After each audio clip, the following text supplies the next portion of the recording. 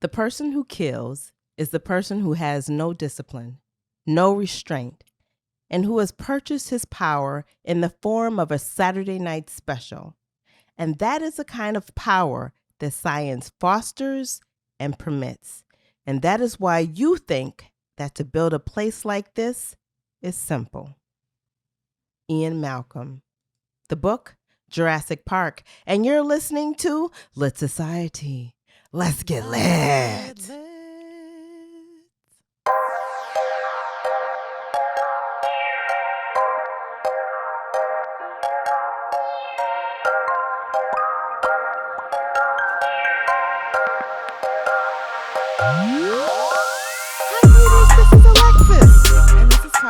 And you're listening to Lit Society, a podcast about books and drama. So, Kari, how was your week? It was great. I want to give a shout out to Nerdette on WBEZ. Nerdette is a podcast hosted by Greta, and they were kind enough to invite us on. We had a great time discussing crying in H Mart. So please go over there and listen to Nerdette. Again, that's Nerdette, Nerdette. And we'll even have that show on our feed within a week or two. But yeah, go support Greta. It was fun. Well, how was your week? Well, that was the fun part of my week, okay? Right. But I would like to just move on and jump right into the theme of the week. I'm excited. It must be juicy. It must be juicy. It is. Oh, let me also remind listeners that this is the first Thursday of the month, which means if you want to see our faces, we're on YouTube. We're looking here. At you. All and right. You can check Sharkeisha's progress or lack thereof. Don't know who Sharkeisha is? You should have started listening to our show weeks ago. All right, go ahead, girl. Don't be insert. I'm not even going to engage in such. Back there, bald-headed. Oh, I'm not. I refuse. You see that pile of sticks behind Alexis, y'all? That's a fiddle leaf fig tree that I gave her. And look what she done did to it. Oh, yeah, with your theme of the week, girl. I made a video about her. It's really sad, but really, I might share that. I don't know. Okay. Anyway, let's get into it. You know, each week we select a theme to discuss inspired by the book we are reading. This week, the theme is the problem with zoos, okay? Ooh, we shaking the table. Yeah, just a little bit. America's pastime. And then, after we talk a little bit about zoos, I want to briefly mention the Jurassic Parkish idea that was on the NPR news website that was shared to me by the husband of Kari. Okay. Yeah, let's see what my husband, he always trying to get in on this show. Vicariously through somebody. Go ahead. All right. First up, zoos. Kari, we spoke about this a bit last week. I said I love zoos. You said no, right? Right. All right. Well, how do you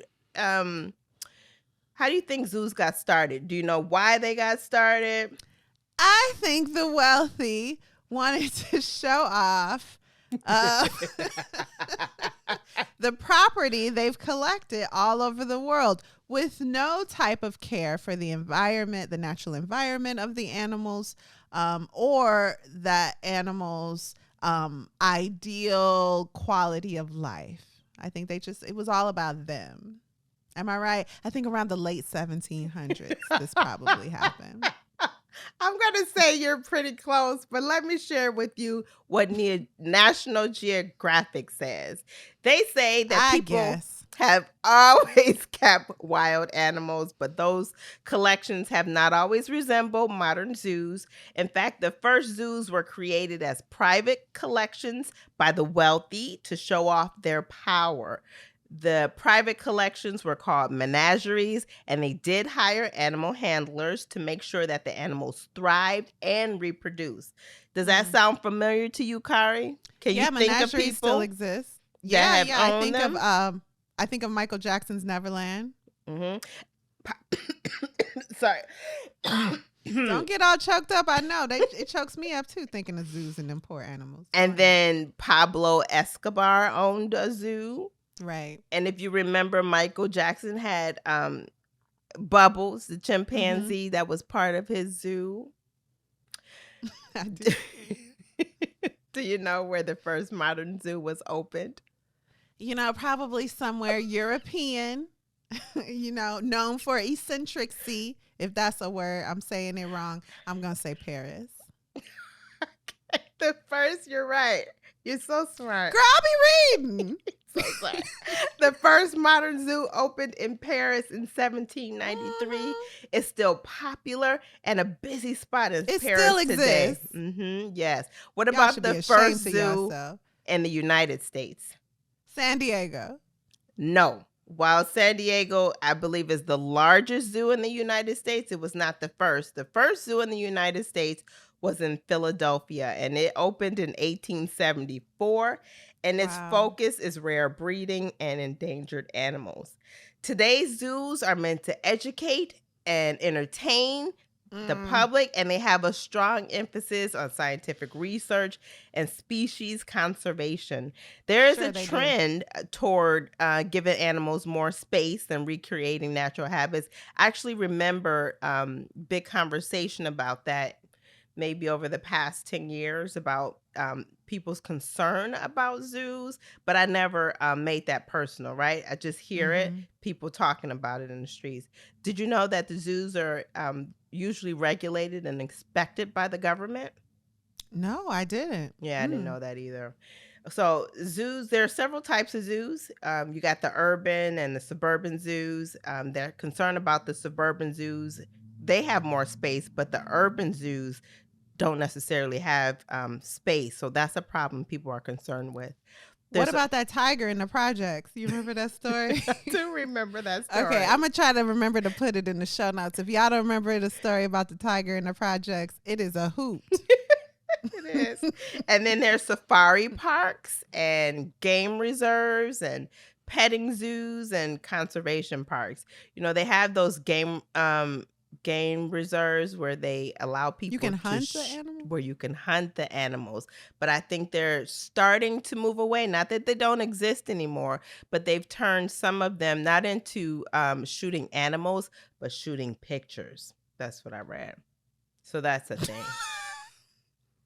Believe that if you want to. Okay. So how do zoos actually help? Okay, it said that zoos educate the population. They protect endangered animals. They have captive breeding help. They support the economy. They provide jobs, and they increase tourism. If you got a really great zoo, there's specialized care for animals. And then, as I mentioned earlier, there is scientific research. But what's wrong with zoos? Kari, everything. Okay, Kari, what would be one of the first things you would say was wrong with zoos? So when I first moved out of my parents' house on my own, I had a studio apartment, and I was thinking about getting a cat. And then I thought, I can't get a cat. I live in a studio. And then my mind automatically went, I should stop going to zoos. If I won't put a domestic cat in a studio apartment, why am I going somewhere where there's a whole elephant in a cage, or a whole ape in a cage, or an animal house?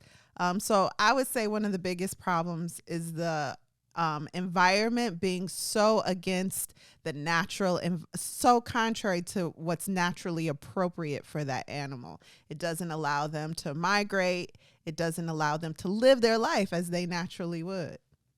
Is that right? Yes, that is one of the concerns, the adverse effects of unnatural conditions. They're unable to create the exact replicas of the animal's natural environment. For example, orcas in the wild live at least 100 years. But in captivity, they're only living 30 years. That's a problem. Wow. That's a problem. That should be clue number one, that they don't need to something ain't right. They don't need to be in captivity. This is not this is just not one of those animals that we need to learn about on that level, because you're cutting short their life. That doesn't even make sense, right? Yeah, and we're not in the 1700s. We're not in the 1800s. We have brilliant documentaries now. We have cameras that can go into the den of a wild cat and really show us how it raises its young. We don't need zoos for that. To educate us on how. And you're not recreating anything. If you want to know how that animal lives naturally, you have to go to where they naturally live and document it without disturbing them. as much as possible. But zoos don't recreate that. So whatever we're learning about the animal has to be somewhat tainted or inaccurate. Yeah, I would think just a little bit. When I think, Yeah. I was thinking, but I think aquariums are all right, right? But No, then, you just don't care as much about them animals. no. I could sit hours and watch like the big aquariums at the aquariums that they have. I love seeing them. But when I hear about the orcas, then I think, but what about them? There's something, their life being cut short in this captive environment as well? I do like to see the fishies. Okay. I do. Okay, another thing, animal welfare is being overlooked. They mention zoos in areas that are under war zones where the animals are like left behind. So I think this one that they mentioned was in Syria. They just jet, your life is Yeah, at the people stake. do. Yeah. The last thing you worried about is what's going to happen to the animal, right? And a human life is more valuable than an animal life. But that doesn't mean an animal life is not valuable. Right. It doesn't mean that an animal doesn't have rights. And it doesn't mean that you're not responsible for what happens to that animal if you decided to take it within your care. Because that animal didn't give you permission to care for it. So if you're going to take it in, whether it be a menagerie, zoo, or your house, you have to care for that animal. Yeah, and then through the overlooked, we're missing the animal cruelty. So you find animals that are emaciated. They're they're malnourished, of course. So it's not a good environment for them. And that not only happens in places where you got to run because of war, but it's happening where they're not being properly cared for in the state. So if they're not being looked over properly by the governmental agency that's supposed to be watching them, that can happen. That can happen. That's a problem. Yeah, they can become neglected. Yes, neglected. That's the word I was looking for. Breeding programs. Another thing, breeding programs create dependency. So they breed because all they do is swipe right, and then when they get in the wild, they ain't got no game. They don't even know what to say to the ladies. So when they breed the animals and then they release them back into the wild, and the animals die quickly because they don't have the survival skills needed to be in that environment. That's what I just said. That's a problem. I wanted to say it in the terms that I had read it. Because you was like, it's dating life. Well, no, they just being eaten by other people because they don't know where to go. There's that. They just being eaten. There's not that they can't find a date. It's a problem. It's bigger than a date, okay? Everything is not about dating.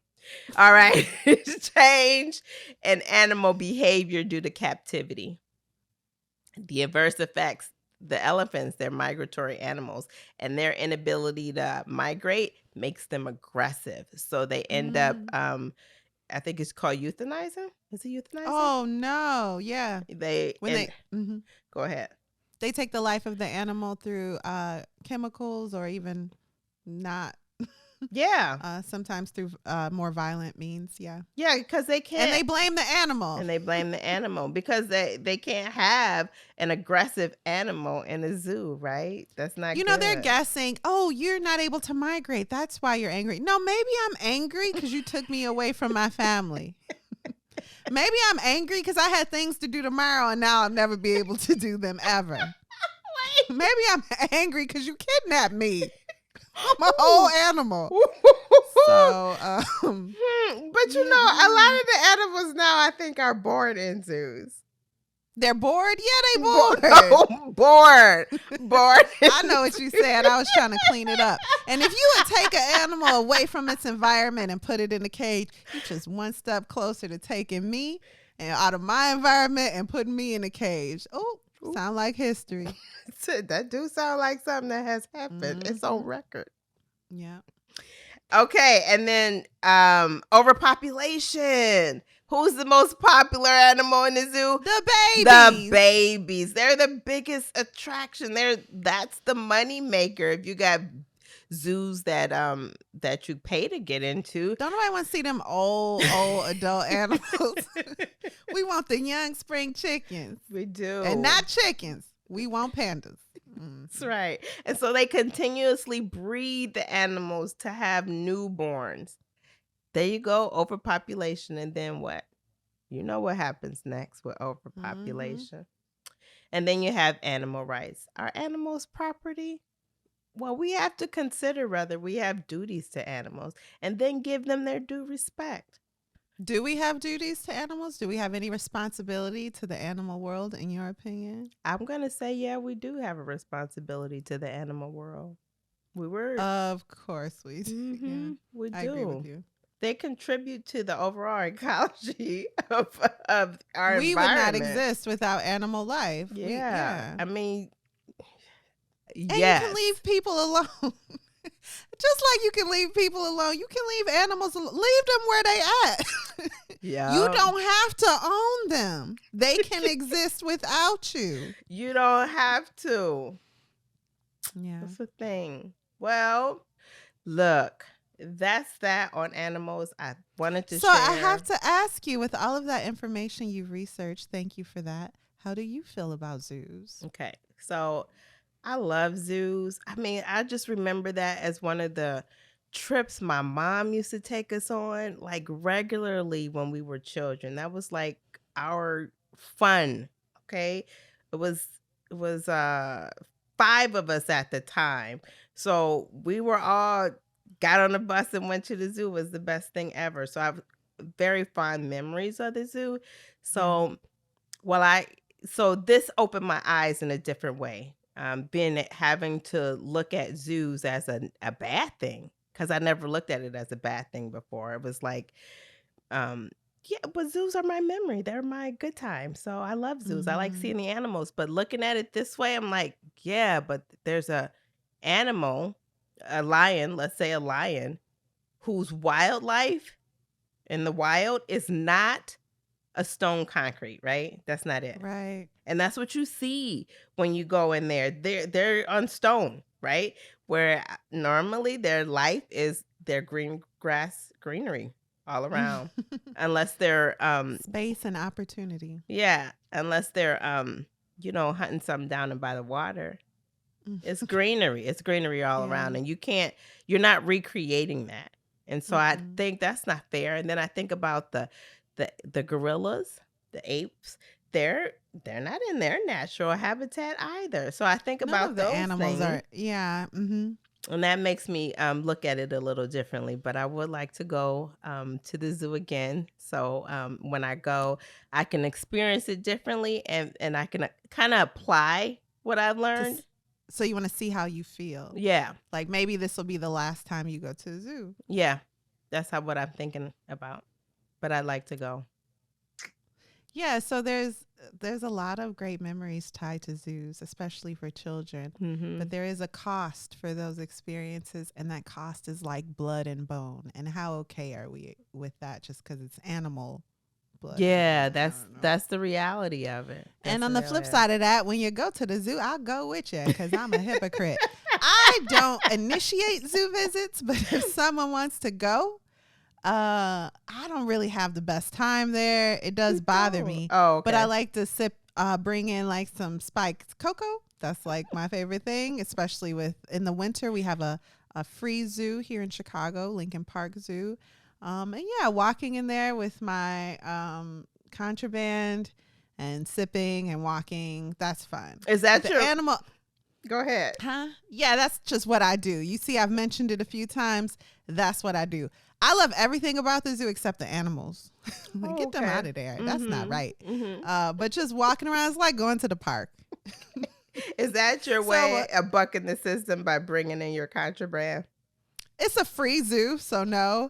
But you know how we go to amusement parks and you hold everybody purses? That's how I'm going to be when we go to the zoo. Y'all go look at the animals. Go ahead, baby. I'm just going to be here sipping my cocoa. But I'll hold your purses. There are other zoos. Are you saying you only go to the free ones? I can see paying for a zoo. Got it. I hear you. Yeah. Oh, no. I can't support the system. Okay. As a black woman in America. Ooh, anyway, so many ties. So many ties. That is. And if you don't get the connection, write to us. We'll explain it. Okay. Especially Alexis. Because that hit differently. So I got to see that differently. Yeah. Mm-hmm. So the tiger looking at you and you looking at it, and it's like, and you like, I know. Ooh, so sad. Okay, that's our thing. All right, we're going to move on because I really, really want to talk about the NPR headline. Scientists say they could bring back the woolly mammoth. That's a headline, y'all. NPR. Okay. Yeah. Now, who's trying to do this? Y'all want to know? Okay. I'm going to tell you. Somebody from Harvard. No offense to Harvard. It's just, it screams privileged and entitled. They went to an Ivy League. They Ivy League adjacent. Tell me I'm wrong. You're not wrong. A Harvard University genetics professor, George Church, who is known for his pioneering work in genome sequencing and gene splicing, was given a large amount of money to move forward, along with a company called Colossal. You know how much money he was given? $15 million. Okay. What could that do in the Chicago public school system? What's his last name? George Church, and the company is called Colossal. The audacity. And so Colossal, their goal is to pursue conservation and preservation of endangered species. They like to identify new species that can be given to a new set of tools from their extinct relatives. Okay, so now that's the who. But how they gonna do it? I'm gonna tell you. They would use a gene editing tool known as CRISPR-Cas9. They're going to splice bits of DNA recovered from frozen mammoth specimens into the Asian elephant, which is the closest living relative. Okay? Gene splicing, editing, all of that. Very scientific. I don't understand, but watch Jurassic Park. It's like the same thing. Yeah, I understand it because I read this book. Now, what are they going to create? It's going to be a mammoth, a mammophat. An elephant and a woolly mammoth. It's a mammophat. Why? Why though? Why? Well, let me just finish with the what. This mammophat would look and behave much like the woolly mammoth. Says who? That's what they had said. I don't know, because I don't think they ever saw a woolly mammoth before, but that's what they said. Yikes.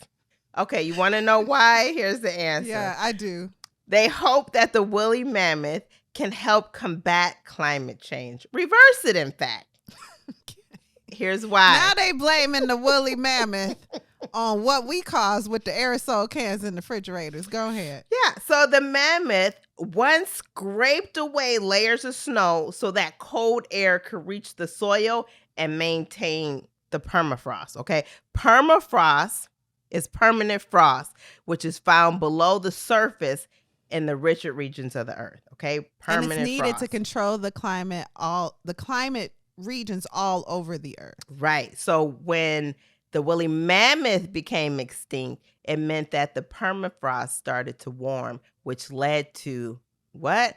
Global warming. Yeah. So by bringing the woolly mammoth back, maybe even some other animals who left an ecological void when they went extinct, they could reverse the effects of global warming. That is why. And that's that. They gotta do something because we ain't gonna keep drinking out these paper straws. No, those are a problem. They are a problem. They are a real problem. Look, we're good people. We tried. It's not feasible. It's not for us. Okay, it's not for us. Now the metal straws, I like that because they keep the drink cold. Yeah, I like them. But the paper straws, ain't no hope for it. That make me want to drink. Now we're blaming global warming on the woolly mammoth. Yeah, if they hadn't left, I'm so tired of people. Yeah, so that's gonna be a thing. And when they bring them back, now mind you, it's gonna take a little time, and that little time is about 6 years. So in about 6 years, we're gonna have a woolly mammoth.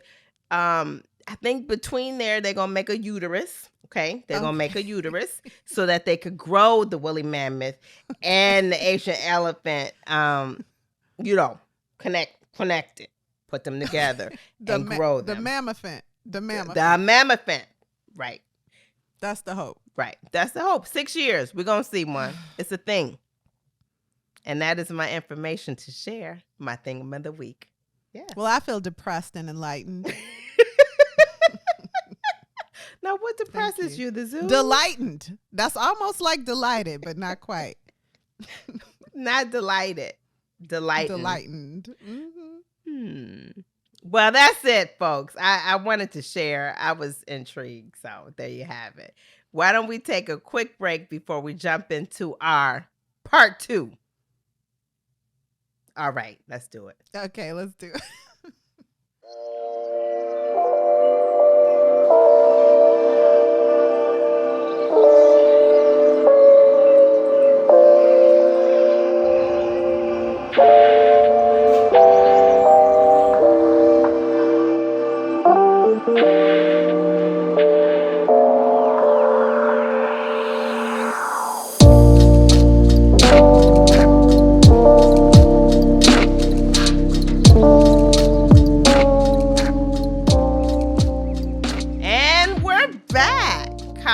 Are you ready? This is our part 2 into Jurassic Park that's going to be filled with spoilers. I can't wait to get into it. Are you ready? I am, and I just want to give a shout out to any new listeners we have. Jurassic Park is a book we broke up into 2 segments. So if you want a background on Michael Chrichton, perhaps his motivation for Jurassic Park, please listen to our episode, part 1 of Jurassic Park. Well, you'll also hear how Alexis thinks he's cute.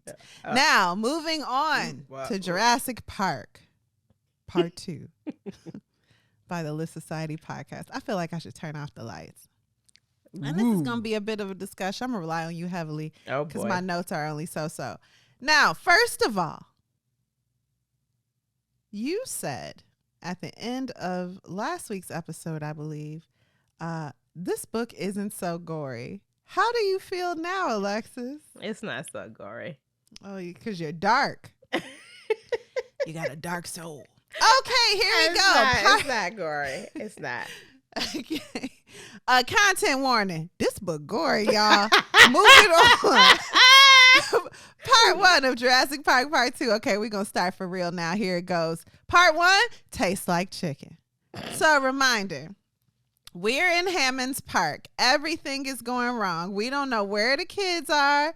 We think Malcolm's dead. Spoiler.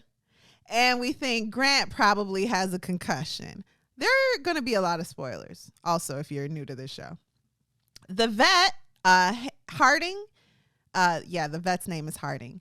He, Ellie, and the lawyer, Gennaro, are in a gas-powered car trying to get back to headquarters. Back at headquarters, Arnold is distraught, and that's Samuel L. Jackson's character in the movie.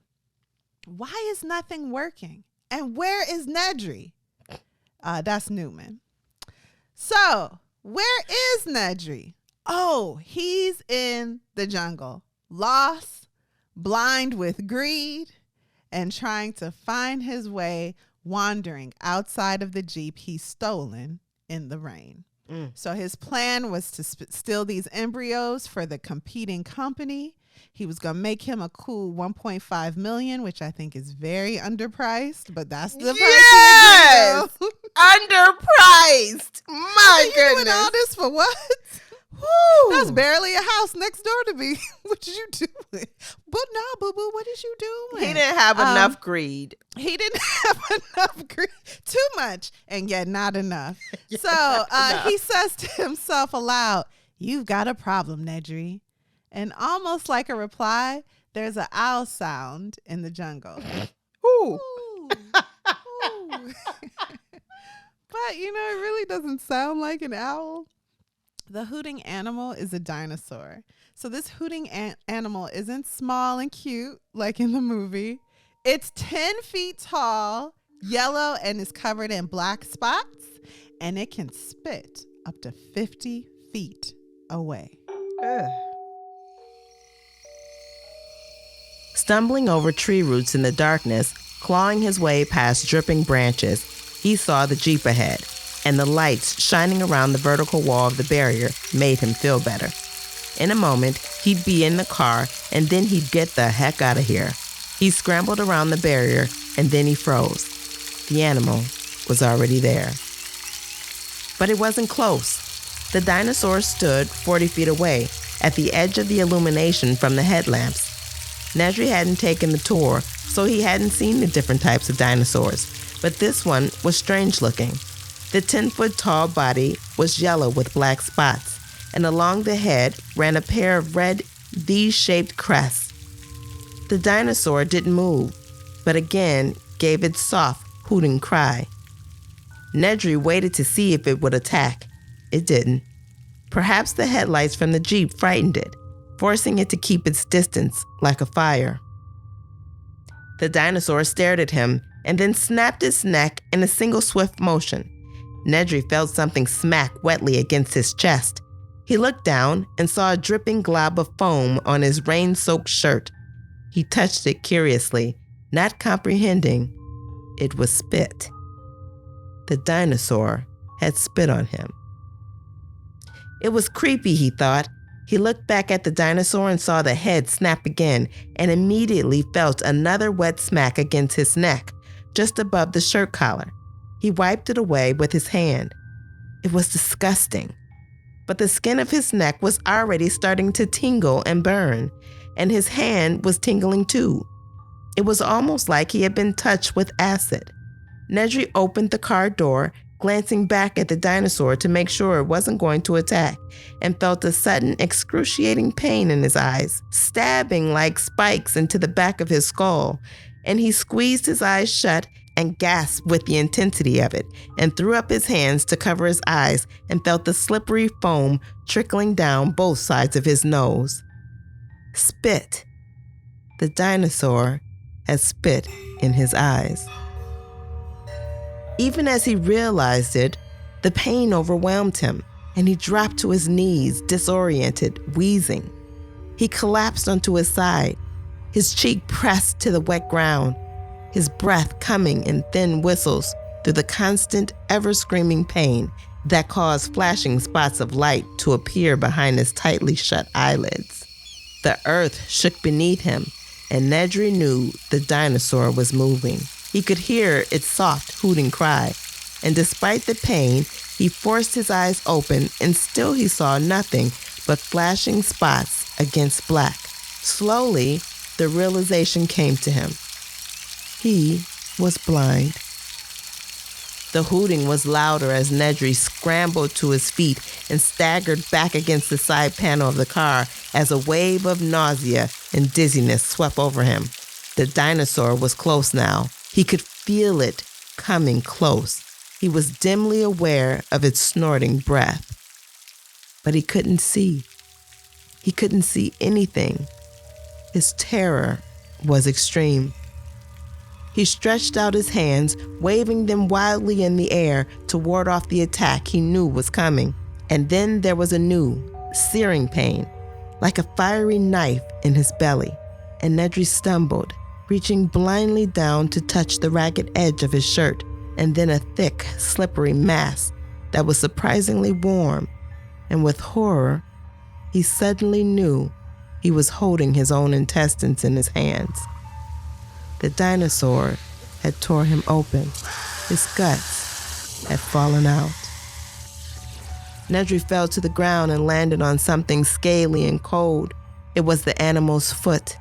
And then there was new pain on both sides of his head. The pain grew worse, and as he was lifted to his feet, he knew the dinosaur had his head in its jaws.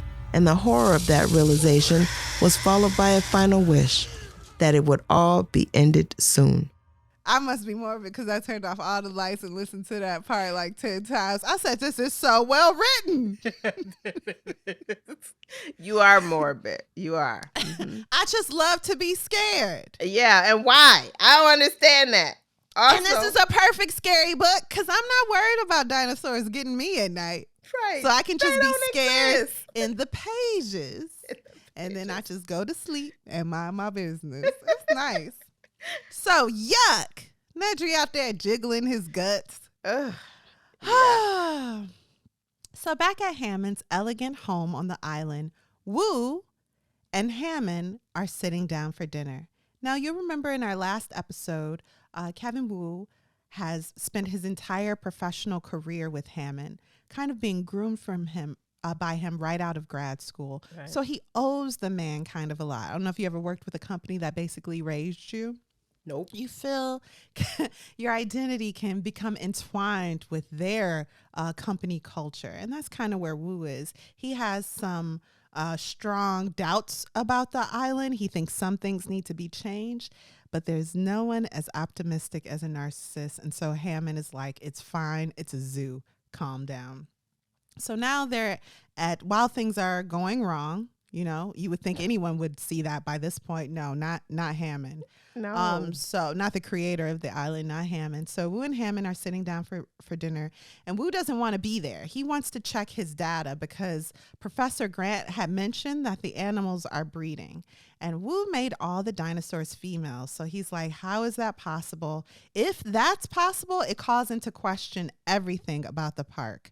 And, that should be alarming to everyone, not just me. But Hammond, on the other hand, is acting weird. Alexis, can you describe Hammond's attitude? He pass the chicken or in fact, pass the ice cream, because I love ice cream. Don't you love ice cream?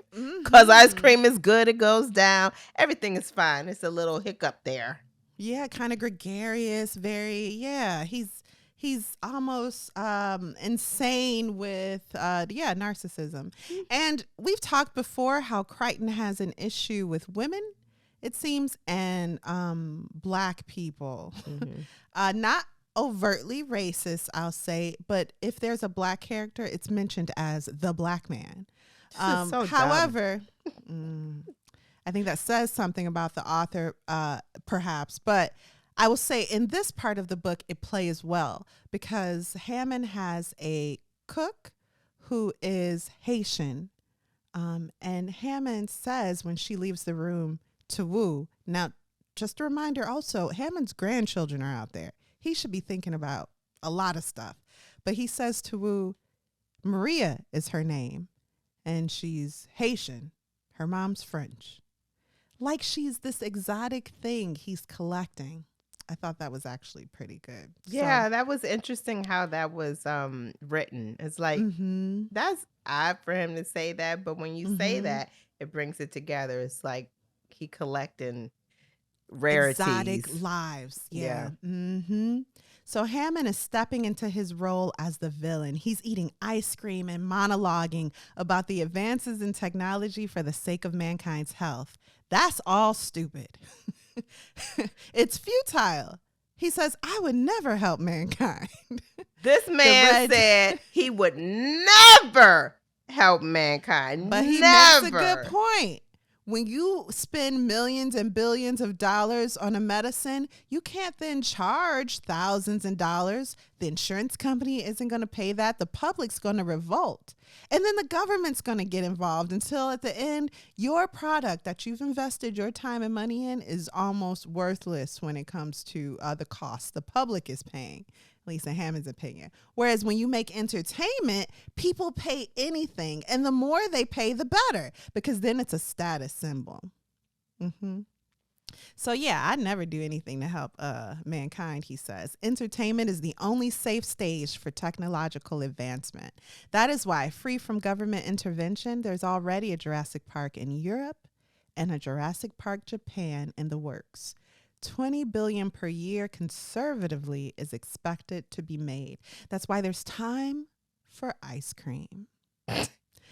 This is not kidding. I mean, this is not America, he says. This ain't even Costa Rica. This is my island. Okay. And nothing's going to stop me from opening it up to all the children of the world, or at least the rich children. Yeah. So if I thought back to my intro, and I say young and old, rich and poor, he ain't thinking about the poor children. I mean, he kind of is. Maybe there'll be a nice little grant for them to come. A coupon day. But this is for the rich kids. But this is wait for the rich children. Because they'll pay anything. Speaking of children, let's go find his grandparents grandchildren since he ain't worried about them. Not a bit. So not a bit. We find Tim. He's in a tree, still in the car. He exits in spectacular fashion, very similar to the movie. After vomiting repeatedly, the car is chasing him down the tree. His head is hurting. He's suffering from memory issues, but he makes it down. But he is by himself. Mm-hmm. There's no Professor Grant with him. When he finds his sister, she's alive. Because remember, she slid out the car when the T-Rex was attacking them. So we didn't really know where she is. She's alive. She's sitting in a metal pipe, still as annoying as ever. She got her baseball glove on. This is like a Daryl Strawberry special baseball glove given to her by her father. And since her father left the family, she really clings to it and carries it with her everywhere she goes. So she's holding it, rocking back and forth, banging her head on the pipe. She's traumatized. He tries to coax her out of this pipe, but she's shaking her head and she says, "There are aminals out there." And that worries him because she hasn't said aminals since she was a young child. She goes, "Is Daddy out there?" He says, "No." "Mommy?" He feels weird, like, "No." "What about Dr. Grant?" He's like, "Oh, man, my sister crazy." "But Dr. Grant was here before," she says surprisingly. And then she begins to scream. Y'all, this little girl gonna be the death of me by the end of this book. "Dr. Grant! Dr. Grant!" Now it's dinosaurs out there, but she's screaming because she is annoying. So she keeps screaming Dr. Grant's name, which makes Tim uneasy. But sure enough, he hears Grant calling back. Grant's shirt is torn open and his arms look injured, but other than that, he's fine, thankfully. Meanwhile, Ed Regis, the PR rep that is basically me in this story, every time something tragic happens, he like, "Oh, this gonna make a wonderful cover." He's like, "Worst animal attack in human history." Also, I'm scared. I'm going to leave the kids and run out of the vehicle.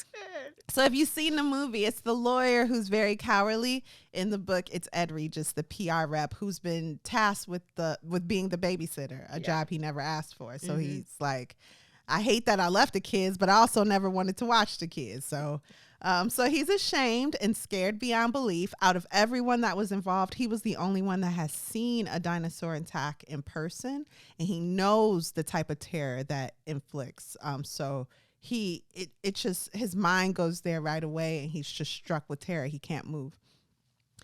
But he can't believe he left the children. He starts wondering, trying to find his bearings, and then the jungle goes quiet, and he freezes, pushing his body against a tree. So he's gotten out of his hiding place. He was walking around. The jungle went quiet, and then he freezes. He sees a juvenile T-Rex pass him. He silently watches as the animal goes by before continuing. So the animal passes. He's like, "I got to get out of here." He sees the main road. He goes back up into the main road where the cars were. And he's trying to find people, trying to get back to the kids. He heard the kids. They're still alive. He's got to get to them. He's got to make up for the shame of leaving them in that car. And then the attack came from the left. At first, the juvenile T-Rex begins playing with Ed, similar to a cat might play with its prey, pushing it down. Ed gets up and goes, "Get out of here, you dumb animal." Then the juvenile T-Rex, jumps on its chest and jumps off. So Ed gets up and he's like, "Get out of here." He starts waving his hands. He's almost to the jungle. He's almost to freedom. And then the T-Rex knocks him down again and again. "Get back," Ed yells, desperately waving his hands. The final time, the T-Rex knocks him on his back. However, it ducks its head down, and all Ed can do is scream. No words. Quietly, Grant and the children watch as the juvenile begins to feed. Yum, yum, yum, yum, yum. I'm on the edge of my seat here listening to this story. Like, and then what? That's how I was reading the book. Listen, this part was really sad to me because I'm like, "Oh no, I'm being eaten." Because I really identified with that character. Reminder, Gennaro, the lawyer, Ellie, the paleobotanist, and Harding, the vet, are in a gas-powered Jeep. I know I said that earlier. I just want to remind you. And they're wandering the island, making their way casually back to the control room, singing songs, 18 bottles of beer on the wall. They don't know what's going on. They have no idea what has occurred. Like, oh, why is the Jeep still here? Why then is Then they get, an ear. Then they get a message on the radio. It's like, I need the car. And they're like, you need the car? What does that mean? Dumb. There's a car in the garage, Arnold. And then they start talking about Arnold like, he always worried. 17 bottles of beer on the wall. And then the message comes through again. You idiots, you're not listening. We need the car. And so Harding is like, the car's in the garage. But finally, they understand Muldoon needs their car for some reason. And they're like, fine. Because they were following some compies. And the compies are scavengers. So they're like, what animal died that these scavengers are trying to eat them? So they're like, oh, a whole bunch of copies are going this way. We're going to go that way and find the animal that died. Ooh, good thing they didn't make it. So they are obedient and they go back to Arnold. By the time they get to the visitor center, Muldoon is running out screaming with his hands over his head like, don't even get out the car. Just throw me the keys. Oh, y'all dumb. So Muldoon hops in the Jeep with the lawyer. The other two, the vet, Harding, and Ellie, run inside. Muldoon and Gennaro, the lawyer, make their way to the Land Cruisers in hopes of picking up the kids and everyone else. But their priority is like the children. We have to rescue the children. Somebody's priority is the children. Somebody's. Thankfully, because it ain't their grandpappies. No. He eating ice cream. Like, everything will be fine. So they're like, hopefully we find the kids in one piece. No one has reached out to them in an hour using the radios, so they're more than a little concerned. As they're driving along the road, they come across something, and Gennaro spots it first. It's a leg. It's a leg. Whose leg is it? The T-Rex tore it off of Ed Harris's body. Remember that juvenile T-Rex? Mm-hmm. Just tore his leg off. Didn't even eat it. Yeah, I hate when people waste their food. I was really mad at this part. So Gennaro and Muldoon, to their credit, wrapped the leg politely in a tarp and put it back in the Jeep. They just didn't feel it was right to leave it there. Right. I guess they're going to have a funeral for the leg. Wow, that's very callous of you. I'm getting dark. Yeah. That's a problem. Insert here. I'll address it later after I read The Lost World. Then they come across a Land Cruiser that appears to have fallen out of a tree. Inside there's vomit, which is a good thing because something was alive to vomit. And a broken LCD watch, a watch a kid would wear. And this is pretty cool. The fact that the face is shattered likely means it was removed after the attack. And that means the kid took it off. He had time to do that. And he walked out of the car after doing so. So Gennaro is like, how you know it mean all that? So Muldoon, remember, was like a game hunter or a safari guide in Africa. So he's very good at, what do you call it? Like tracking. Yeah. And just deciphering clues. Yeah, and he does a really, really good job at that. And Gennaro has no clue because he's really picking up the pieces. Okay, this means, so in my opinion, at least one adult and one child is still alive. He saw footsteps. He identified the child's footsteps and the adult. So he knew what they were following. And that gave him hope that they could keep going. And Gennaro was like, what? Huh? All Gennaro can think about right now is how this whole place needs to be burned to the ground. Mm-hmm. So then they both hear wheezing in the distance. And as a reader, you're like, oh, the juvenile T-Rex is back. But no, Gennaro does like want to leave right away. He's like, I don't care where that hissing, wheezing coming from. We got to go. And Muldoon is like, shut up. Listen more closely. He finds the source of the noise. It's Malcolm. Yay, Malcolm is still alive. He's badly injured, but alive. He put a tourniquet on his leg, and so he hasn't bled to death. He had the presence of mind to do that. And so they have to take him back to the lodge now, however, or he will die. So they abandon their search for the others. It looks like they all may have made it anyway, Grant and the kids. So they're going to leave them be for now and take Malcolm back so that he doesn't die immediately. It's Gennaro's job when they get back to tell Hammond, hey, your grandkid's missing. And Hammond is like, okay, kids go missing every day. They'll be found. Where are my animals? He's the worst. He is really serious too. Yeah, so Hammond is like, they'll turn up. Everything will be fine. It's a zoo. And it's made for them. He said it's made for them. It's made for kids. It's made and for who kids. better to show them Jurassic Park than a dinosaur expert? That's talking right. about Grant. Mm-hmm. So meanwhile, Grant and the children are walking cautiously through the T-Rex paddock. Grant is carrying Lex because she's whining about being tired. This whole book, she is so inappropriate. They'll be trying to be quiet and she'll go, I'm hungry. I want ice cream. I'm tired. Carry me. So he's carrying her. And as she sleeps, Grant and Tim share a touching conversation about Tim's parents' divorce. And Tim asks, are you marrying Ellie? And Grant is like, no, she's marrying a nice guy from Chicago. And he's like, I don't think I'll ever get married. And then Tim's like, me neither. But their conversation is really cute. Mm-hmm. Then they approach the electric fence. Grant wakes Ellie up and he's like, can you climb, Lex? And she hops up and goes, sure can. I've been asleep for hours. Yeah, I can climb. But Timmy can't. And Tim goes, shut up, you. So to prove her wrong, Tim hurries up and over the fence with no type of event. So in the movie, there is this like electric current about to flow through the fence. Right. That doesn't happen. He goes up and over. It's hardly mentioned, except Lex says, you're welcome, because he's scared of heights. He only did it to spite me. So she turns to Grant and is like, you're welcome.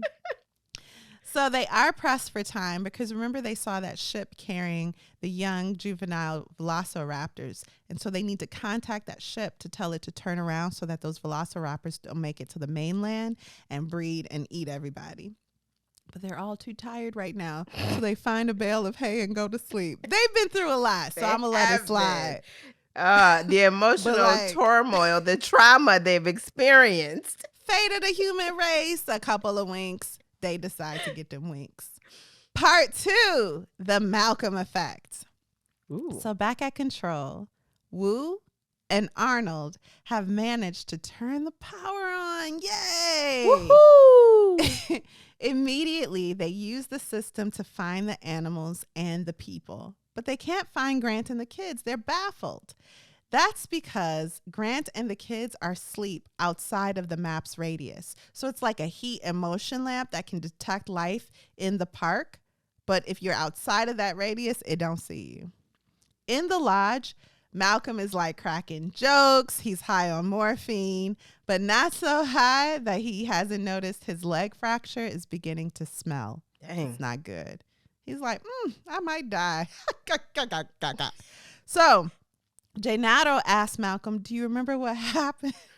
And Malcolm's like, yeah, because I was attacked by a T-Rex, so I'll never forget it for the rest of my life, which ain't long, but yeah, I remember, Gennaro. Right. So Malcolm is like, the T-Rex lifted me with its jaws, and then he lifts up his shirt, and there are these like semicircles all around his torso from his neck to the navel, and that's when the T-Rex was like bit into him and threw him up in the air. Remember, Grant didn't really know what he was seeing. Yeah.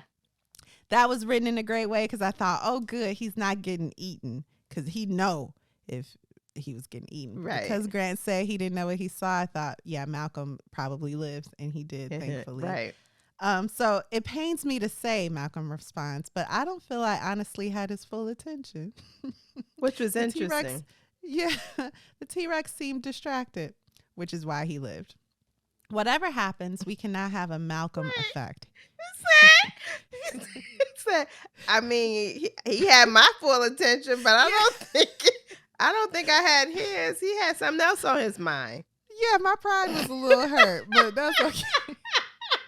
So he can still be funny, even though he's just clinging to life. Yes. And so before he falls asleep, he's like, whatever happens, let's not have a Malcolm effect. This is what Malcolm is saying. And then he goes to sleep. Hammond used the same expression earlier. What does it mean? What is a Malcolm effect? Oh, well, Malcolm goes to sleep. However, in Control, Arnold is in a good mood because he feels like the park is back on track. The power is going. Everything is on its way to being back up and running. So he explains the Malcolm effect to Gennaro. It is a ridiculous notion, in his opinion. Essentially, in Malcolm's study or opinion of Jurassic Park, the park is unstable, and all unstable systems have a point where unpredictability occurs at an accelerated rate. Like, I should rephrase that. Unpredictable occurrences occur at an accelerated rate. So because you can't control this environment, things are going to go wrong to the point where they start going really wrong really quickly and everything goes wrong. It kind of collapses in on itself and becomes a catastrophe. By this reasoning, Jurassic Park is bound to experience one failure, then another and another until it is swallowed in a catastrophe of its own making. He produced a report with this conclusion before the park was even built, and it was promptly dismissed. Was that wise? Gennaro says. Like, shouldn't you have thought about it? In the park, Hammond and Harding are tranquilizing. Not Hammond. Muldoon. Mm-hmm. And Harding, the vet, are tranquilizing and collecting animals to return to their paddocks. Muldoon is repairing the 2 sections of damaged fence, but it's getting dark and there's a full-grown T-Rex somewhere out there who still isn't showing up on the map. So Muldoon heads back to the lodge. Hammond is furious because he's scared. And get this, he's scared that the T-Rex may eat his other dinosaurs. Reminder, his grandkids are still missing. But it's for the children. So the park is for the kids. It's for the children. And Wu-Tang. So Muldoon says he's not heading back out there to find a T-Rex to lure him away and back to his paddock. Have you forgotten who you work for? Hammond says. No, Muldoon calmly responds. I haven't. I ordered 3 large weapons, possibly capable of taking down the Tyrannosaur. However, you reduced my order to 1, and Nedry took that one who knows where because it was in the car that he stole. So we are stuck, unable to bring down the largest predator in the world. And that's because of the man I work for. So no, I haven't forgotten. Boom. In the park, Grant and his kids, they not his kids, but they basically his kids now, are still trying to get to headquarters, but they still sleep. You know, they desperate to find the velociraptors on the boat, but they still sleep. They just, they tired. All humanity is dependent on them, but they sleep. But then they wake up gradually, play with some dinosaurs. Remember that part in the movie where the herbivores are stampeding because they sense a T-Rex is near? That happens. I'm not going to describe it. Watch the movie. It's the exact same thing, basically. The T-Rex charges through the herd, and in the book, Grant and the kids hide up in a tree. They're safe. Then they're looking for a faster way to the lodge. Tim suggests they take the boat he saw earlier. That's because kids lie, because he never saw a boat, but he figures there must be a boat. So he's like, hey, let's take the boat. And Grant's like, great, let's take the boat. Fortunately, Grant does find a raft eventually. However, to get to the raft, he must pass a napping T-Rex, which in a comical scene, the T-Rex is like snoring like Homer Simpson with his back resting on a tree and his butt on the ground and his legs in front of him. So he's sitting like a person with a fresh kill next to him, just got the itis. So the people, the Grant and the kids, the people finally make it to the raft and onto the water. But then, do you remember what happened? Oh, something comes to try to get the T-Rex's food? No, not yet. Not yet? Okay. Lex, the little girl, she coughs. Oh, so at the wrong time. At the wrong time. And she kept coughing. Yes. It's just like she couldn't control it. Of you. Y'all, Alexis will sneeze so loud it will shake the wall. She don't care if you at the opera. She don't care if you at the U.S. Open. She gonna sneeze and it's gonna be loud and it's gonna embarrass you. These things are uncontrollable. So that's Lex. Alexis! Oh, this is you! So, part 3. Kids will slow you down. The T-Rex is awakened by Lex's cough. He rises and walks to the water. I'm sorry, says Lex. I didn't know they could swim. Snakes can't swim. Wait. And she won't stop talking. Just shut up already. Just don't say I'm sorry. Just shut up. Okay, shut up. In the water, the T-Rex looks like the largest alligator in the world, with its alligator-like head and large swishing tail behind him, the only things visible. He launches towards the boat, but misses only because this is a book. That's the only reason these folks ain't dead. Then they hear him roar.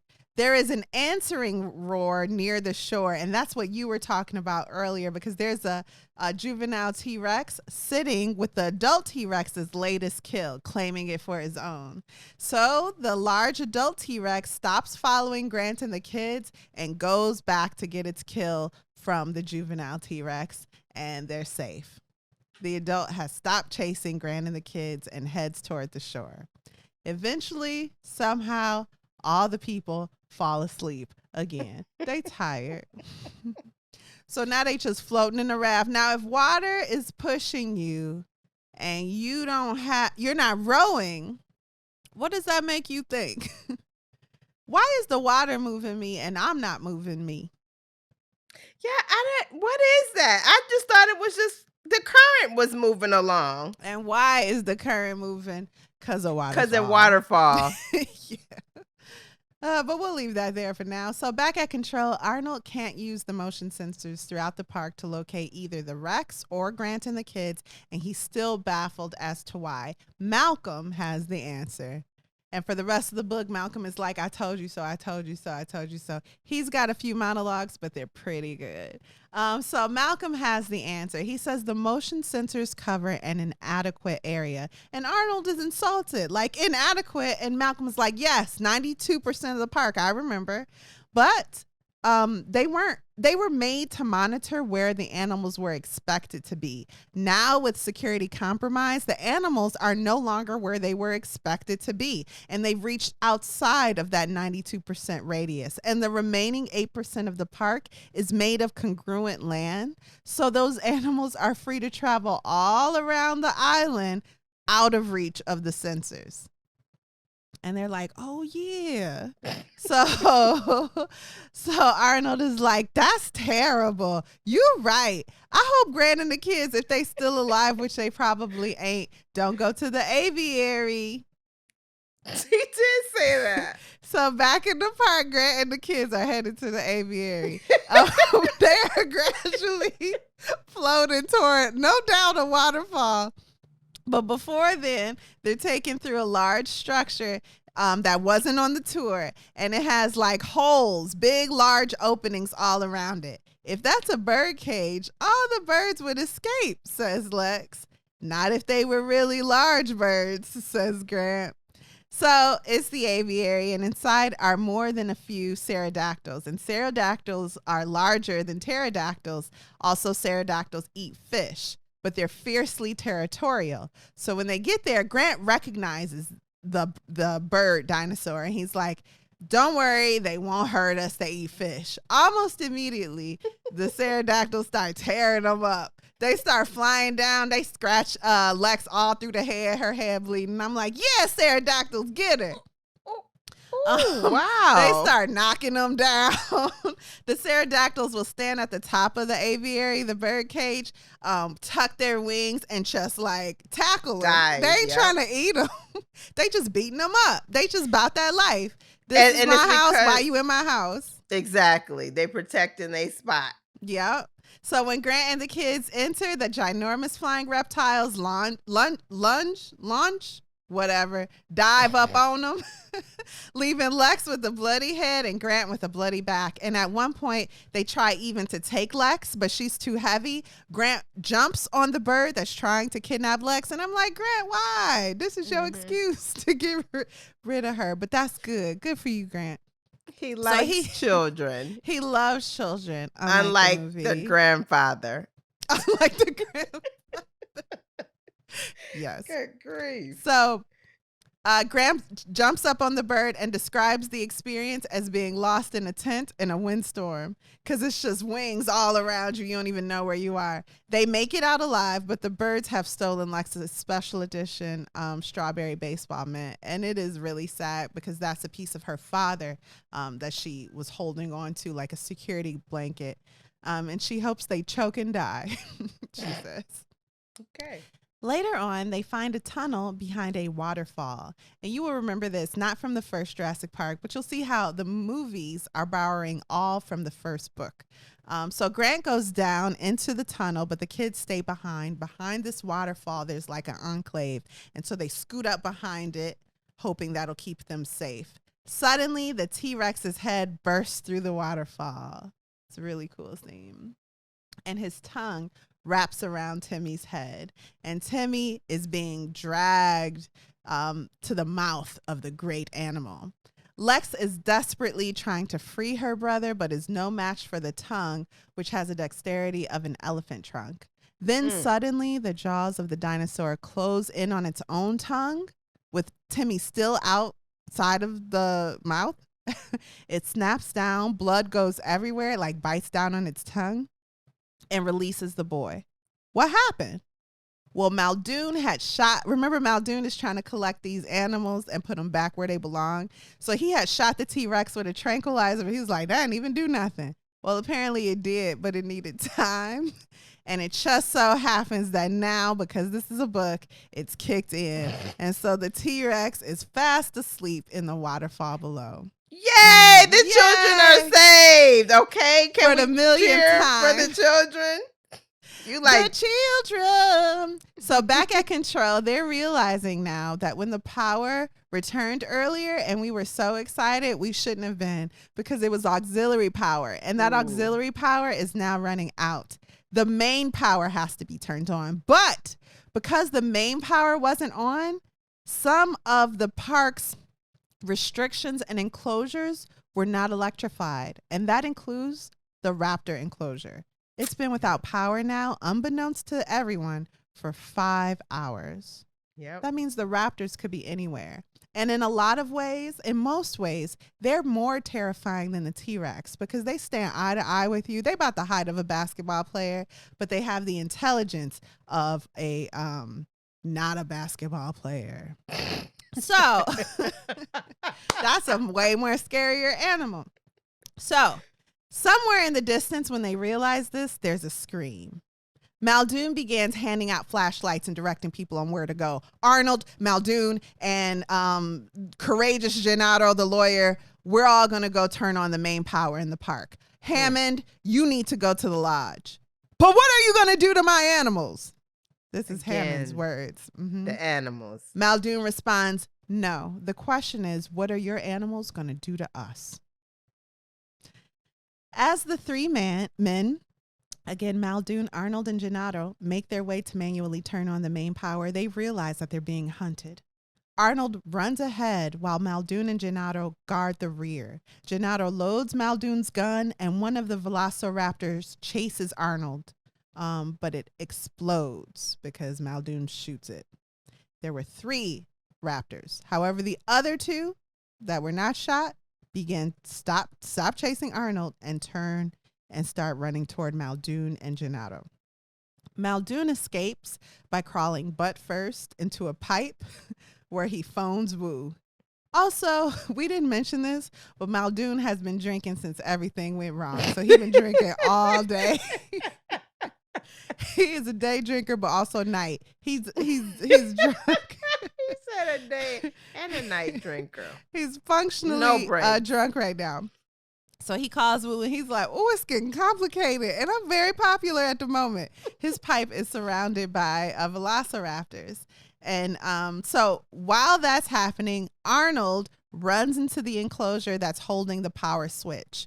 So they distracted the velociraptors, Gennaro and Muldoon, and Arnold was able to run into the building to turn on the power. It's very dim inside, but he locates a railing and then he hears it. He runs down the ladder. It's a steep tunnel, about 20 feet. And when he reaches the bottom, he hears a boom. The velociraptor that's been following him has jumped down the 20 feet. Then it's on top of him. Good grief. And then he screams. He dead. So Wu leaves control to rescue Muldoon. Wu is like, I'm supposed to stay here to help them turn on the power, but if they don't make it there, there won't be any power to turn on. I need to go rescue them. And he does. So he leaves to rescue Muldoon. Meanwhile, Gennaro is following behind Arnold. And when he gets to the bottom of the tunnel, Gennaro encounters a small injured velociraptor, but he's strong. Remember, Gennaro is like courageous and like tough in this book. So he pushes the little injured velociraptor away, and Muldoon and Gennaro make it to the lodge thanks to Wu. But they're being followed. So Grant and the kids, meanwhile, find their way to the visitor center. They're excited and relieved. They're like, we made it to civilization. I ain't even going to describe the waterfall because that was trying my nerves. They made it, y'all. So... And they feel like this is it. You know what? The trouble is over. Yes. Right away, Lex is like, I want ice cream. But when they open the door, all three fall silent. It looks like a disaster. There's a large robotic T-Rex lying on the floor, split in half with its wire intestines exposed. There are 2 dead guards on the floor, and Grant takes one of the dead guards' radio and says inside, "Hello? Anyone there?" Everyone is shocked and relieved to hear Grant's voice on the radio. They can't believe he made it, and with the kids. They need him to go turn on the main power. He leaves the kids, takes the radio, and heads to the maintenance building to turn on the power to save everyone. And the kids go to find food because they're very small-minded. Meanwhile, they're children. They're not adults. They should slow you down. They're children, and they're hungry. They've been through a lot. Okay. So meanwhile, Malcolm is dying and needs a doctor, but the velociraptors have made it to the roof of the lodge and are breaking wire and iron to get inside and eat everyone through the skylight. How will the people make it to another shelter alive? How will Grant make it to the maintenance building without being eaten by the raptors? Ellie has the answer. She goes, I'll save everyone by serving as bait. And everyone's like, no, don't go. Yeah, go by. So Muldoon is drunk, so he's like, I'll go with you. Because he don't know what he's doing at this point. He kind of do, he kind of don't. He's a drunk. So there are 6 raptors. Let's count them, you guys. Let's remember this count. There are 6 raptors that we know of. Ellie heads outside, opens a gate, so she's unprotected now. She's hoping the velociraptors heard the gate, which they have, and she walks through it as bait, just stepping a little bit away and a little bit away from the safety of the gate. Soon, 3 velociraptors are on her butt. She runs back, and Muldoon pulls her in and closes the gate just in time. She's safe. Muldoon and Ellie began taunting the velociraptors, distracting them from the maintenance building so that Grant can turn on the power. Remember, there's just 3, though, that they're taunting. We got 6 total. Meanwhile, remember that part of the movie where the kids are in the kitchen and 2 raptors are trying to eat them? Well, that happens with some key differences. So first of all, it's pitch black inside. They can't see anything. I think Timmy has on his night goggles, right? So he can kind of see. And there's only 1 raptor. The kids managed to lock him in the freezer.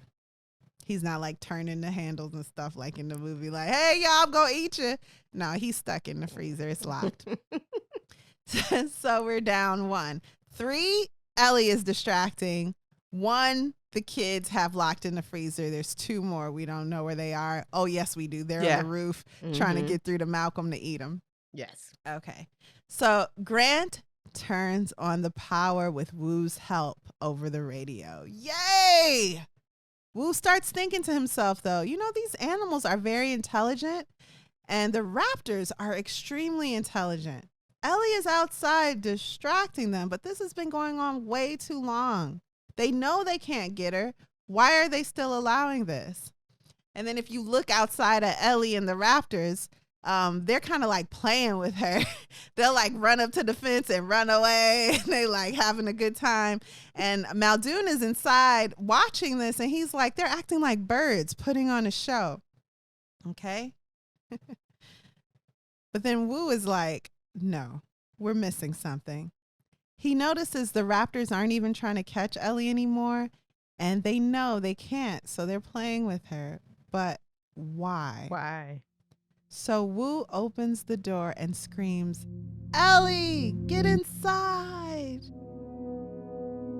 And though Wu would never admit it, the discovery that the dinosaurs were breeding represented a tremendous validation of his work. A breeding animal was demonstrably effective in a fundamental way. It implied that Wu had put all the pieces together correctly. He had recreated an animal millions of years old with such precision that the creature could even reproduce itself. But still, looking at the raptors outside, he was troubled by the persistence of their behavior. Raptors were intelligent, and intelligent animals got bored quickly. Intelligent animals also formed plans, and Harding came out into the hallway from Malcolm's room. "Where's Ellie?" "Still outside." "Better get her in. The raptors have left the skylight." "When?" Wu said, moving to the door. "Just a moment ago," Harding said. Wu threw open the front door. "Ellie, inside now!" She looked over at him, puzzled. "There's no problem. Everything's under control. Now!" She shook her head. "I know what I'm doing," she said. "Now, Ellie!" Muldoon didn't like Wu standing there with the door open. He was about to say so when he saw a shadow descend from above, and he realized at once what had happened. Wu was yanked bodily out the door, and Muldoon heard Ellie screaming. Muldoon got to the door and looked out and saw that Wu was lying on his back, his body already torn open by the big claw, and the raptor was jerking its head, tugging at Wu's intestines, even though Wu was still alive, still feebly reaching up with his hands to push the big head away. He was being eaten while he was still alive. And then Ellie stopped screaming and started to run along the inside of the fence, and Muldoon slammed the door shut, dizzy with horror. It had happened so fast. Harding said he jumped down from the roof.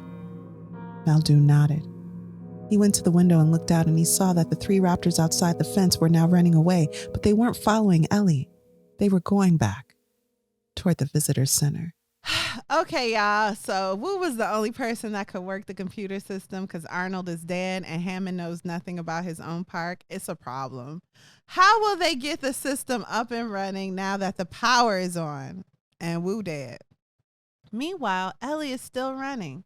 She climbs to the roof and the raptors follow her. She jumps off into a pool below the building and just barely makes it. My problem is that before she jumps, she knocks on the door of the roof, but then runs away immediately. So when Harding opens that door to the roof, a raptor slashes his chest open. It takes all he has to close that door and fall to the ground. Ellie, why'd you even knock on the door? Why? So she done killed 1 man, Wu, and almost 2, but Harding is alive, thank goodness. So the kids who have just escaped the raptor in the kitchen find themselves in front of the main computer system trying to turn it on in Wu's absence. Wu isn't alive to walk them through it, so they're just pushing random buttons. The raptors that slashed Harding, the vet, and almost ate Ellie and did eat Wu, and now they're after the children, those same raptors. One raptor jumped over 10 feet onto the second floor where the kids are pressing buttons, trying to turn on the security system. The kids start to run. They find themselves in a corridor, but all the doors on both sides of it are locked, meaning they did it. Yay, they turned on the security system, but now they're locked out of all these doors. So, Tim takes a badge off of a dead security guard, pushes Lex and himself through one of the doors. Quick thinking, Tim. Grant also finds a badge on a dead guard. Thank goodness for these dead guards because they got all the badges. And so Grant takes it and finds the kids. Now Gennaro, Grant, and the kids are running from the raptors. Grant gets separated from the other 3, but manages to poison the dinosaurs with a needle full or an egg full of poison. It's a scene I did not hold my attention. The lysine? Like really? Yeah. Can you describe it? I mean, he like injects these plastic eggs with poison. He's like stabbing them with poison. Yeah. So he's injecting these plastic eggs with the lysine, right? Yeah. And he's kind of rolling them under, and he's trying to get the raptors to kind of pay attention to him, but they're not really paying attention to him. So he has to do something else to draw their attention to the eggs. And so he's like, if my research is correct, they're scavengers and they prefer to eat the eggs of other animals. So if I fill these eggs with poison and roll it to them like bowling balls, they won't eat me for some reason, and they'll just eat these eggs. Right. Because it's a book. He does get them to eat the eggs, at least 2 of them. I think there are 3 of them in this room at this point. And 2 of them eat the eggs, and then the last one is not coming for the egg. He's still coming for him, but he ends up getting the last one to turn around, and he stabs him with the needle and gives him the injection of the lysine. Is it lysine? I don't know. Okay, great. So he's poisoned them to death. It's just a little Deus Ex Machina, but that's fine. And then at the last minute, everyone is able to contact that boat and tell them, hey, you have velociraptors on board. I don't know if you noticed. Good thing they didn't eat you guys, but you can't arrive to shore. You have to turn around and come back to the island. And they do. So they've saved the mainland from getting velociraptors. What does Hammond say? Hammond is like, it was all supposed to be so easy. Hammond said, oh, no, the planet. Oh, thank goodness we've saved the planet. We've saved the planet. And Malcolm is so close to death, but he just can't take no stew. He don't suffer fools.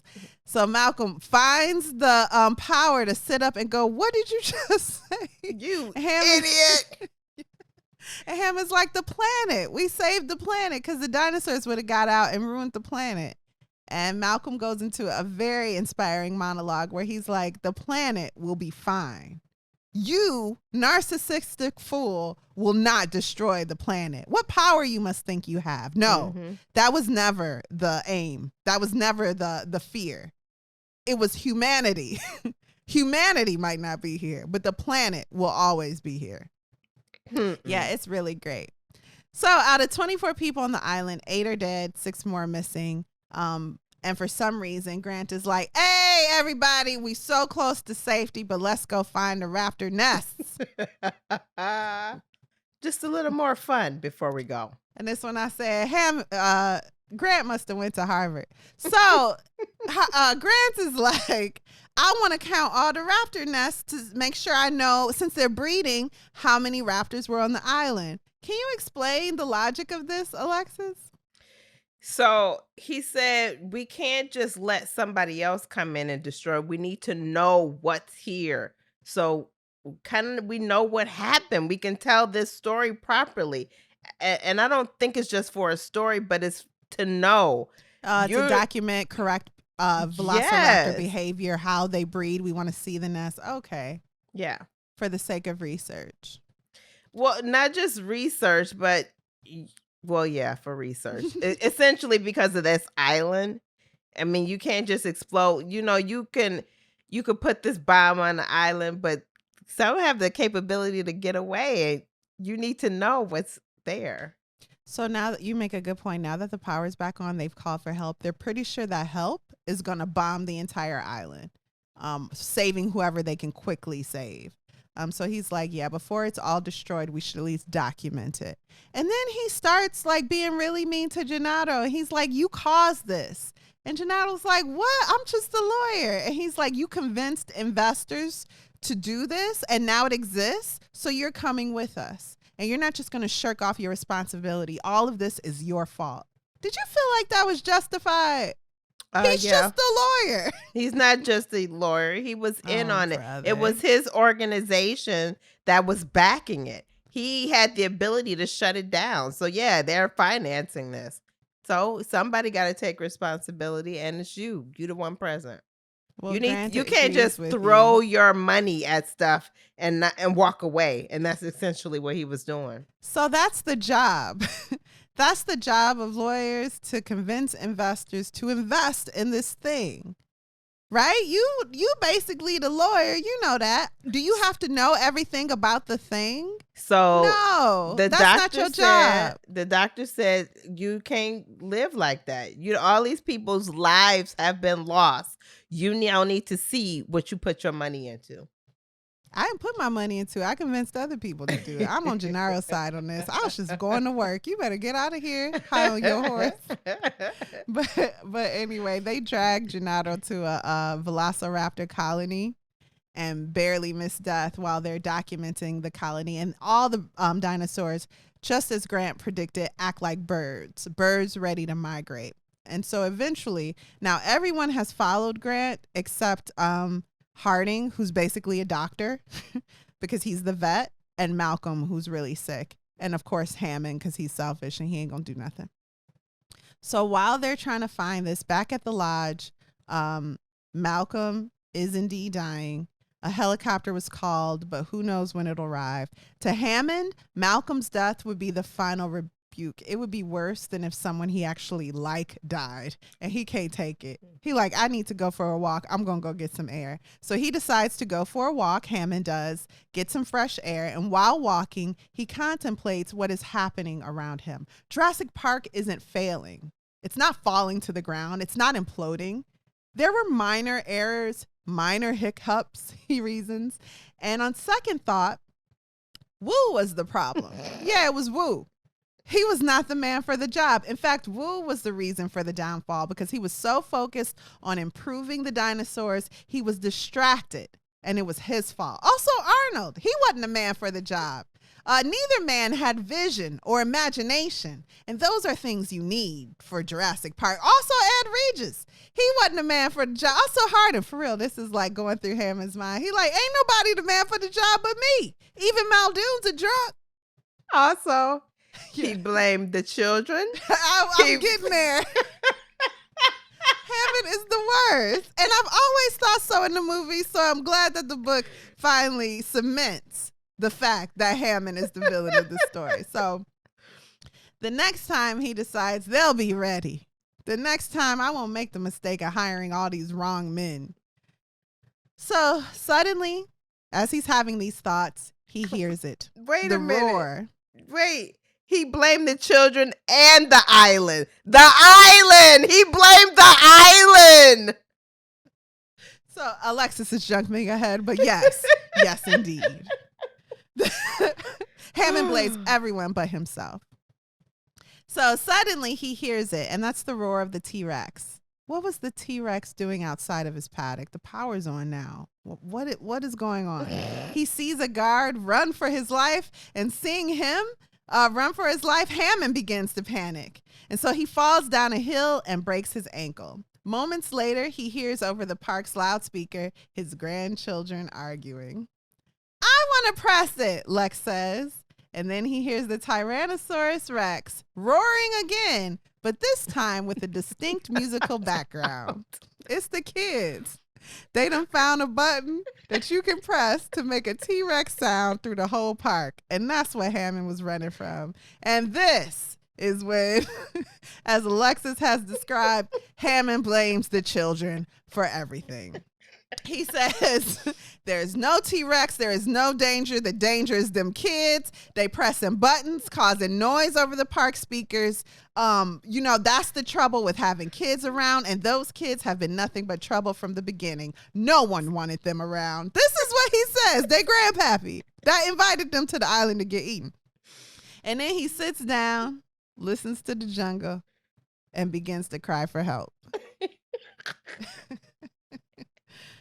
Soon he hears a chittering sound.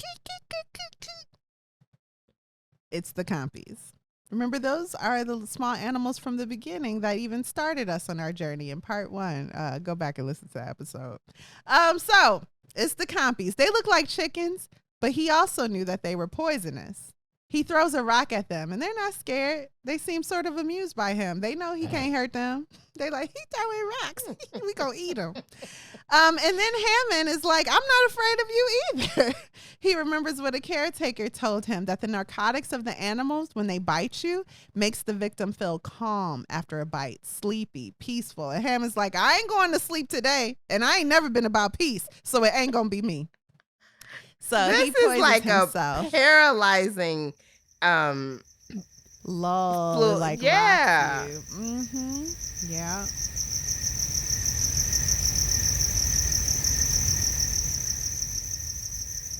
Hammond picked up a rock, aimed carefully, and threw it, striking one compy flat in the chest. The little animal shrieked in alarm as it was knocked backward and rolled over its tail. The other animals immediately backed away. Better. Hammond turned away and started to climb the hill once more, holding branches in both hands. He hopped on his left leg, feeling the ache in his thigh. He had not gone more than 10 feet when one of the compies jumped onto his back. He flung his arms wildly, knocking the animal away, but lost his balance and slid back down the hillside. As he came to a stop, a second compy sprang forward and took a tiny nip from his hand. He looked with horror, seeing the blood flow over his fingers. He turned and began to scramble up the hillside again. Another compy jumped onto his shoulder, and he felt a brief pang as it bit the back of his neck. He turned to face the animals, breathing hard, and they stood all around him, hopping up and down and cocking their heads, watching him. From the bite on his neck, he felt warmth flow through his shoulders and down his spine. Lying on his back on the hillside, he began to feel strangely relaxed, detached from himself. But he realized that nothing was wrong. No error had been made. Malcolm was quite incorrect in his analysis. Hammond lay very still as a child in its crib, and he felt wonderfully peaceful. When the next compy came up and bit his ankle, he made only a half-hearted effort to kick it away. The little animals edged closer. Soon, they were chattering all around him, like excited birds. He raised his head as another compy jumped onto his chest. The animal surprisingly light and delicate. Hammond felt only a slight pain, very slight, as the compy bent to chew his neck. Hammond dead. So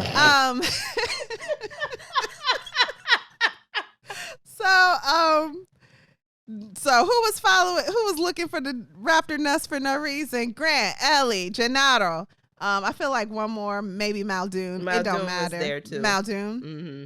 So a helicopter comes overhead, scoops them all up in Harding. Unfortunately, Malcolm succumbed to his injuries, and we already know what happened to Hammond. As they look over at Hammond, there's like a compy standing on his mouth, eating his eyeballs or something. It's wild. The end. Epilogue. So they're at this resort in Costa Rica waiting to go home. The kids are playing in the pool. Grant is recounting what's happened over the last few days. The authorities have been questioning him. They feel lied to by Hammond, and they're like, you must know something. What happened?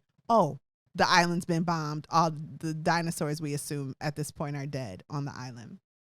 And so they're like, how did it ever get this far? The U.S. government is now involved. And Grant's like, I'll tell you what happened because I don't feel connected to it like that. So I'm just tell you. But he's like, there's something you're waiting for. What is it? Well, they're waiting for an official from the U.S. government, it seems, who eventually comes and also questions Grant. And he's like, so do you think all the animals are dead? And Grant's like, no. I think some of them living, life, it finds a way. I heard that said once. Yeah. And he's like, yeah, us too, because some things have been happening in the rural areas of this island. And Grant's like, oh, the babies, they've been eating more babies. And he's like, no, they've stopped doing that, thank goodness. But they've been eating all the chickens and corns and food high in lysine, and then hiding in the forest. And the way the forest is set up here, we ain't never going to find them unless they want to be found. And then the official looks over at the kids and goes, they'll probably get to go home. There's no point in keeping them. And Grant's like, just them? We not going home? And the official says, none of us are going home. Whoa. The end. You want to take a break? Yes, please. That was a lot. Okay, here we go.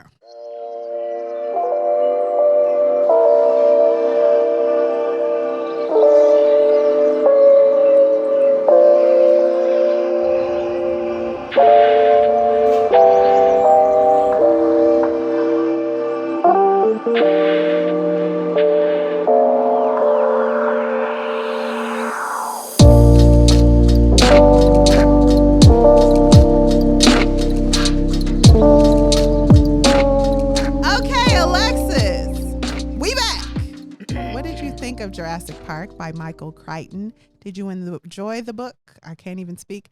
Did you enjoy the book, and would you recommend it? Okay, so the articles from last week that said that the movie was better than the book, I gotta disagree with them. They lied. Yeah, the book is so engaging. You just get wrapped up in the way they tell this story, and it's like you're drawn in and you're on the edge of your seat many times as I'm reading, and they're getting to the point and they're like, and he eats him. And he's holding his guts in his hand. And oh, he peed on himself because he is dying. Just Or terrifying. just That so never happened, y'all. She really dark. No one peed themselves because they was dying.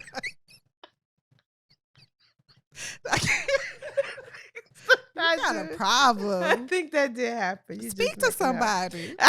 somebody. So I enjoy all the details that it gave that came with the park troubles. It's kind of the stuff that wasn't detailed in the movie. I loved reading that. I remember mentioning that the book was heavily technical in the beginning, but that's okay because spread out. And then I appreciated hearing Malcolm's explanations about the chaos theory.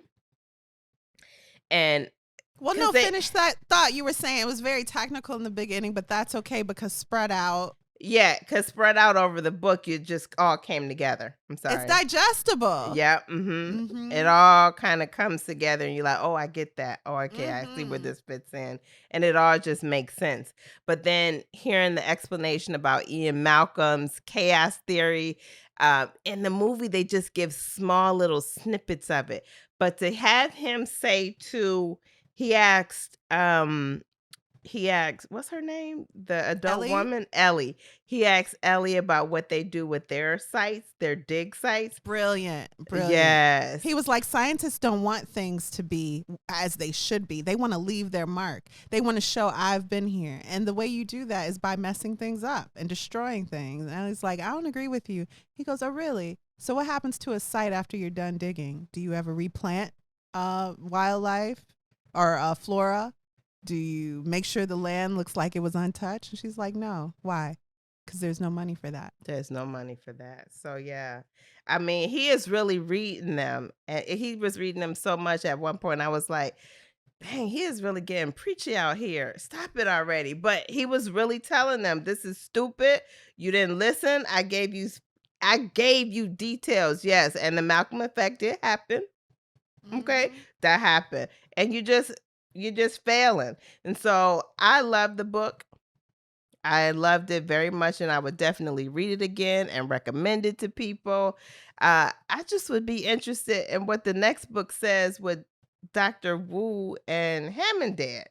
Because I'm thinking about the movie. I just want to know what the next book says, how the next book kind of carries that on. So I really enjoyed it. What about you, Kari? Would you recommend it? So the next book, The Lost World, is going to the movies have had to divert greatly from the book, I guess. Before I give my verdict, I want to ask you, should we read this before the season's over? Oh, boy. Well, why not? I'd be much for dinosaur. it. No, Okay, I don't think too. it's too much dinosaur. Like, I didn't think it was gory, so. Ooh. Disembowelment. That's the word of the day, class. If you don't know what disembowelment mean, read this book. It's when you standing up going to the grocery store and you look down and tuck your shirt in and you holding your guts. It's dark. It's dark. So I mean, that just happened in the book. So that said, I don't like violence.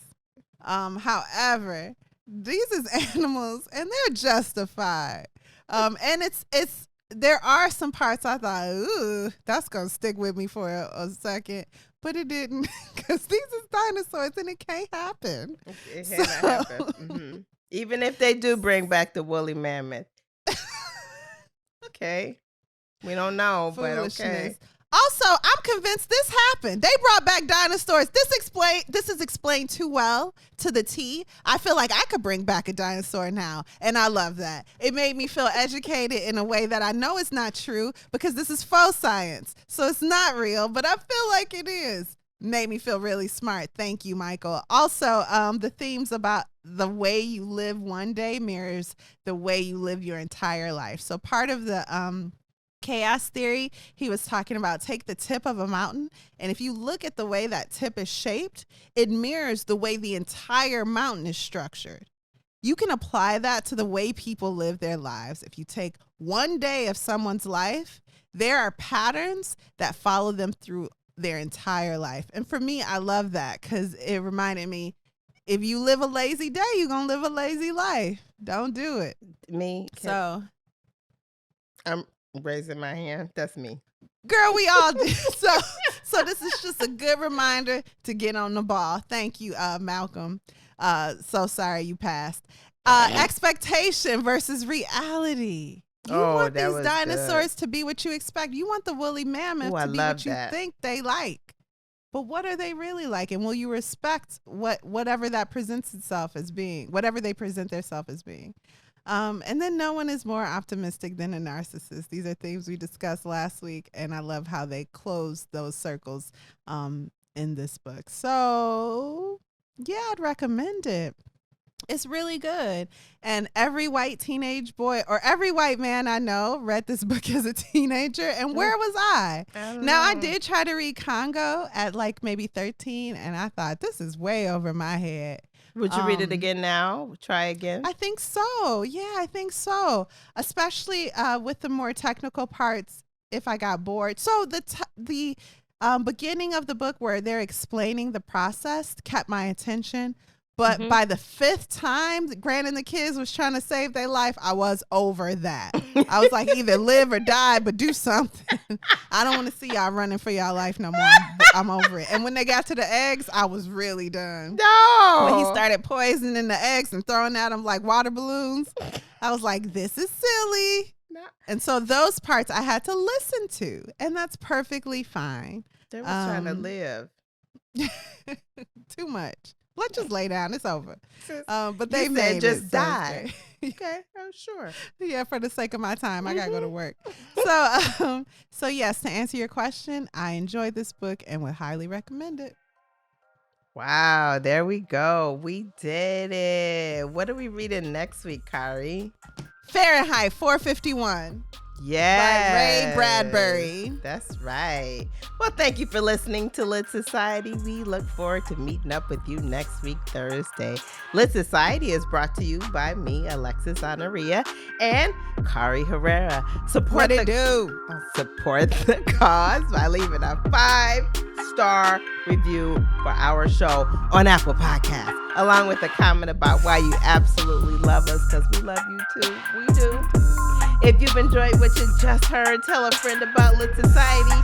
Visit litsocietypod.com for show notes, this month's book list, and to sign up for our amazing email newsletter. And until next time, readers, read something. Just something.